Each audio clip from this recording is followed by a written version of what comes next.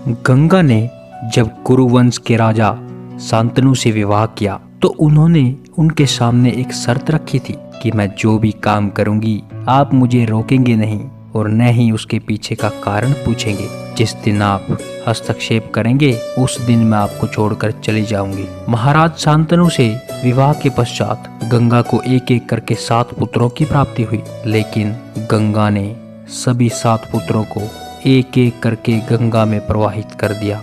महाराज शांतनु इस दृश्य को देखते तो बहुत दुखी होते, लेकिन वो मजबूर थे। जब गंगा को 8वें पुत्र की प्राप्ति हुई तो उसे भी वे अन्य पुत्रों की भांति गंगा में प्रवाहित करने के लिए ले जाने लगी।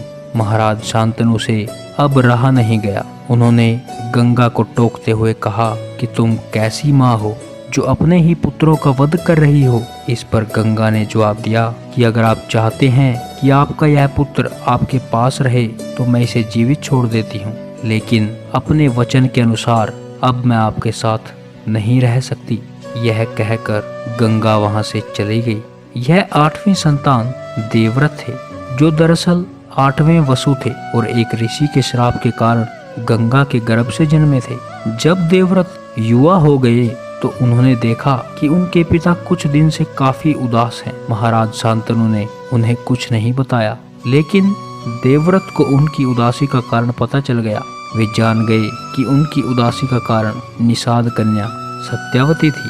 देवव्रत उनके पास गए और उन्होंने कहा कि मेरे पिता आपसे बहुत प्रेम करते हैं, आप उनसे विवाह कर लीजिए। लेकिन सत्यावती ने इनकार कर दिया। उन्होंने इसका कारण पूछा तो सत्यावती ने जवाब दिया कि कुरु वंश के सिंहासन पर तो तुम बैठोगे, मेरे पुत्रों का क्या होगा। देवव्रत ने कहा कि मैं आज ही प्रतिज्ञा करता हूँ कि मैं कुरु वंश के सिंहासन पर कभी नहीं बैठूंगा। इस पर सत्यावती ने कहा, आपके पुत्र भी इस प्रतिज्ञा का पालन करेंगे क्या?